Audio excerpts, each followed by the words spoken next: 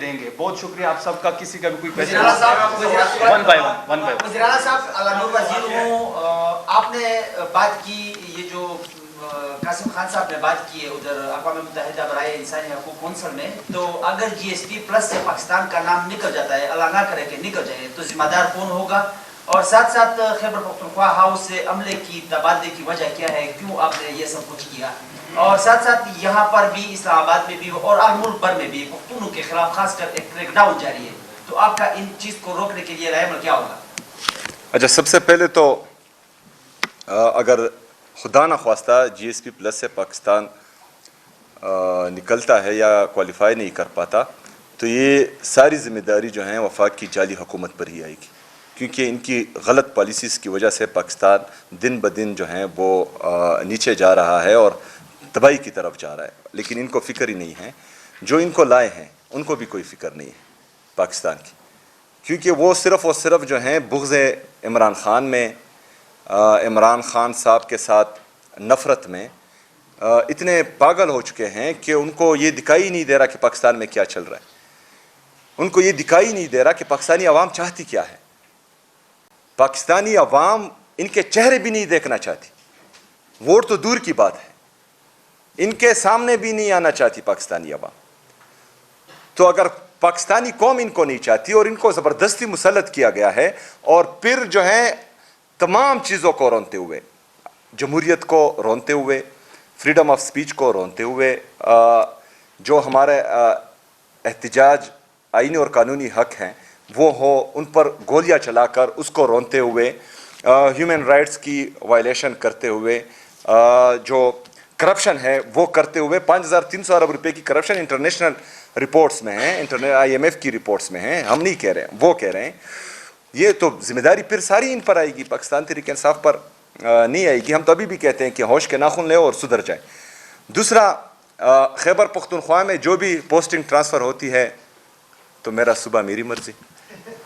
اچھا جی, گرفتاری کے حوالے سے وزیر اعلیٰ صاحب, جو ملک بھر میں ایک کریک ڈاؤن جاری ہے, خاص کر اسلام آباد میں حد سے زیادہ یہ چیز ہو رہی ہے. اچھا, یہ صرف اسلام آباد میں نہیں, یہ ملک بھر میں ہو رہی ہے اور اس کی ہم شدید الفاظ میں مذمت کرتے ہیں. جب عمران خان صاحب کو 9 مئی کو اریسٹ کیا گیا, اس کے بعد بھی ان کا یہی رویہ تھا پختونوں کے ساتھ. جب میں لاہور گیا, لاہور سے واپس آیا تو پورے پنجاب میں بھی پختونوں کے ساتھ یہ رویہ رکھا گیا. جب میں سندھ گیا تو کراچی میں بھی پختونوں کے ساتھ یہ رویہ رکھا گیا. تو یہ جو جعلی حکومت ہے وفاق کی, اور اس کو لانے والے جو ایک مائنڈ سیٹ ہے, جو ہمیشہ سے پختونوں سے تعصب رکھتے ہیں, جو ہمیشہ سے پختونوں کو محروم رکھنا چاہتے ہیں, یہ ان کی ہی پالیسی ہیں. اور ان کی اس پالیسی سے نفرتیں بڑھیں گی. ان پالیسی سے جو یہ مسلسل اپنائے ہوئے ہیں, اس سے جو ہیں لوگوں میں تفریق آئے گا, ان سے نفرت مزید زیادہ ہوگی, اور اس سے جو ہے پاکستان کو نقصان ہوگا. تو ان کو ہوش کے ناخن لینے چاہیے اور اس طرح کا کوئی بھی قدم نہیں اٹھانا چاہیے جس سے پاکستان تقسیم ہو. یہ بتائیے گا, جو بیٹے ہیں صاحبزادے عمران خان صاحب کے, قاسم خان صاحب, آپ نے ویڈیو بھی دکھا دیا, آپ نے بتایا کہ یہ اے آئی جنریٹڈ تھا, یہ فیک ویڈیو تھا, لیکن کچھ سوشل میڈیا پہ تصویریں وائرل ہوئی ہیں قاسم خان صاحب کی, جو عمران خان صاحب کے بیٹے ہیں, وہ نسیم بلوچ صاحب کے ساتھ دیکھے گئے ہیں. وہ کردار جو پاکستان کے شدید مخالف رہے ہیں, آپ ان کرداروں کے ساتھ عمران خان صاحب کے بیٹوں کی قربت کو کیسے دیکھتے ہیں سر؟ جی دیکھیں, سب سے پہلے تو آپ نے جو باتیں کی اس میں سے ایک بھی میں نے نہیں کی. پتہ نہیں آپ کو واٹس ایپ پر کس کا میسج آیا. دوسرا جو ہے, جو آپ کہہ رہے ہیں کہ عمران خان صاحب کے صاحبزادے, تو ایک ایونٹ میں جو ہیں تمام لوگ ان آفیشلی یا انفارملی کوئی بھی آ سکتا ہے, مل سکتا ہے. لیکن آفیشلی اگر آپ جائیں اور آپ کے پاسپورٹ پر یہ لکھا ہو کہ یہ پاسپورٹ اسرائیل کے علاوہ تمام ممالک کو جو ہیں آپ کو الاؤڈ ہیں, مطلب آپ اسرائیل کا وجود بھی تسلیم نہ کرتے ہیں, اس کے بعد بھی اس جعلی حکومت کے کرتا درتا وہاں پر جائے اور اسرائیل میں جو ہیں کاروبار کے مواقع ڈھونڈے اور آپ جو ہیں اپنے لیے وہاں سے جہاز خریدے, تو میرے خیال میں یہ سنگین جرم ہے اور یہ جرم نہیں ہونا چاہیے. دوسری بات یہ ہے کہ پاکستان میں ہمارے جتنے بھی ہیں، چاہے وہ بلوچ ہیں، چاہے پختون ہیں، چاہے سندھی ہیں، چاہے پنجابی ہیں، چاہے گلگتی ہیں، چاہے کشمیری ہیں، ہمارے ہر مکتبہ فکر اردو سپیکنگ جتنے بھی ہمارے لوگ ہیں، ہم سب پاکستانی ہیں۔ میں بار بار ایک بات کہتا ہوں کہ جب کوئی بھی قوم اٹھ جائے اور وہ اپنے حقوق کی بات کریں تو ان کو سننا چاہیے، ان کو سینے سے لگانا چاہیے، ان کو جو ہیں ان کے پیچھے ڈنڈے نہیں اٹھانے چاہیے، ان کے پیچھے بندوقیں نہیں اٹھانی چاہیے، کیونکہ جو تحریک حقوق کے لیے شروع ہوتی ہے اور ان کو حقوق نہ دیے جائے تو وہ پھر آزادی کی تحریکیں بن جاتی ہیں، جو پاکستان کے لیے بھی نقصان دہ ہیں اور پاکستانی عوام کے لیے بھی نقصان دہ ہیں۔ اس کے ساتھ ساتھ میں ایڈ کروں، آپ کو شاید مریم نواز سے دور کوشچن تو دور کی بات، اگر کہیں دور سے بھی آپ کو نظر آئے، آپ اس طرح بیٹھ بھی نہیں سکتے جس طرح آپ کے پی کے سی ایم کے ساتھ بیٹھے ہوئے ہیں، ان سے یہ سوال ضرور کرنا کہ مریخ میں جب جندال آیا تھا بغیر ویزے کے جو سیلفیاں وہاں لے جا رہی تھی، اس کے بارے میں اس کا کیا خیال ہے، یہ سوال ضرور۔ لاہور بھی کوئی آیا تھا۔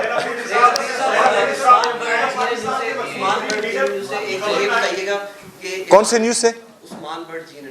اچھا جی نے یہ جو ایران کے جو سپریم لیڈر ہیں ان کی شہادت کے بعد جو یہاں پہ پروٹیسٹ ہوا تھا ڈپلومیٹک انکلیو کے پاس، وہاں پہ جو فائرنگ کی گئی، شیلنگ کی گئی، ایک تو اس پہ آپ کمنٹ کر دیں۔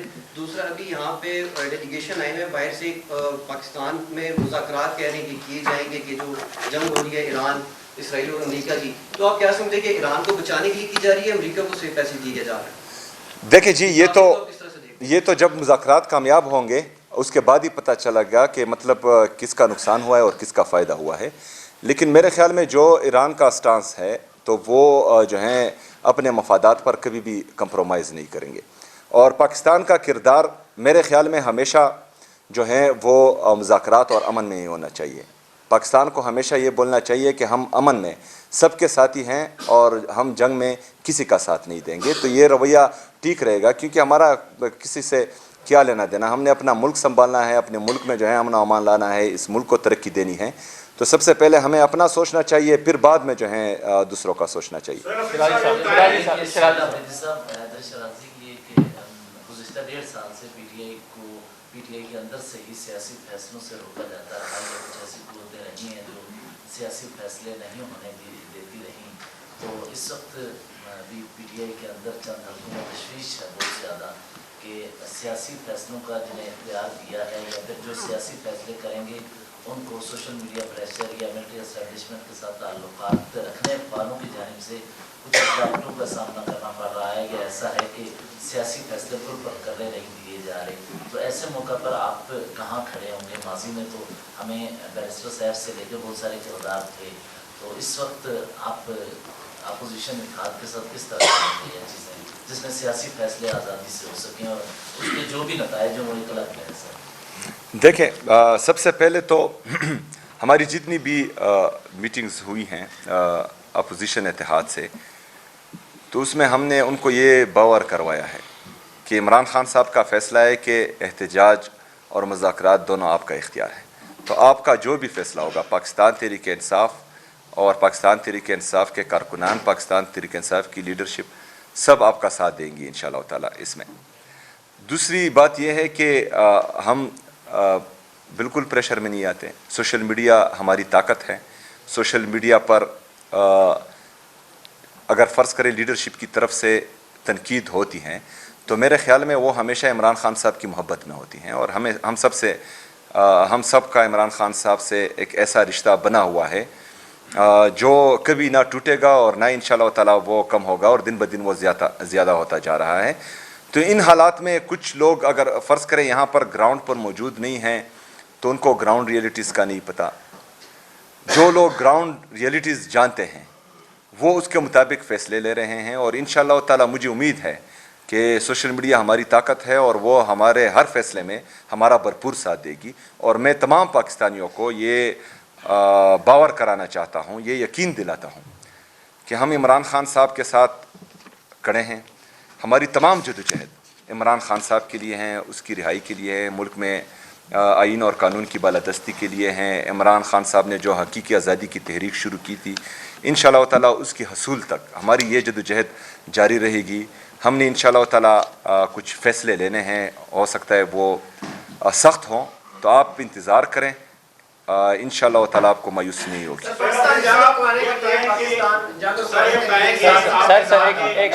चौधरी पाकिस्तान जंग रुकवाने के लिए सारसी का किरदार अदा कर रहा है और बड़ी अहम शख्सियत जो है इस्लामाबाद में आ रही है। अगर ये लंबा हो जाता है सारसी का किरदार और महीना 2 महीने चलता है तो क्या आप तहरीक मुअख्खर करेंगे या प्रेशर डालने के लिए जल्दी तहरीक लेके आएंगे?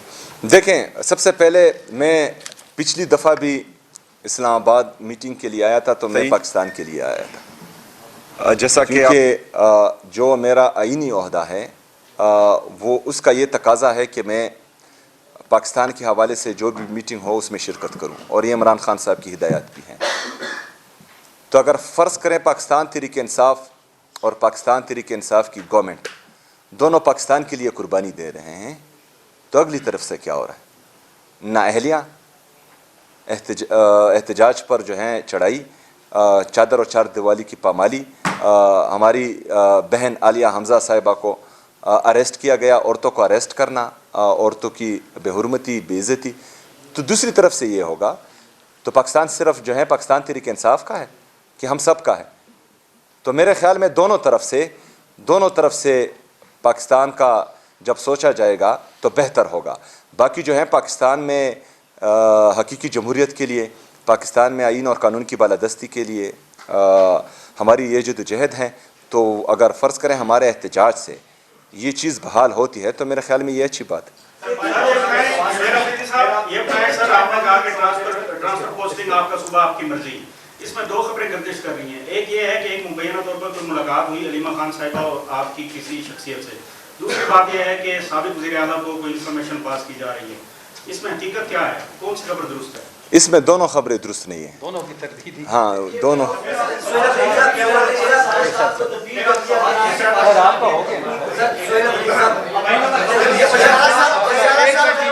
इसको क्वेश्चन करने दे, 1 मिनट जी। मेरा आपसे सवाल ये सिंपल सा सवाल है कि पाकिस्तान में मकबूल तरीन लीडर की महीनों तक खबर नहीं आती और 2 अपॉइंटमेंट की जाती हैं अपोजिशन लीडर्स की। वो अपॉइंटमेंट अपने वो जो रिजल्ट प्रोड्यूस करना चाहते थे वो अभी तक रिजल्ट प्रोड्यूस नहीं हुए। और एक सूबे के वज़ीर ना कभी एग्रेसर होते हैं, कभी मुखालिफ पसंद हो जाते हैं, और एक पार्टी के कारकुनान को लंबे अरसे तक एंगेज नहीं किया जाता। माजी में हमने देखा कि पीटी के कारकुनान और पीटी में इतना लंबा एंगेजमेंट गैप कभी नहीं आया।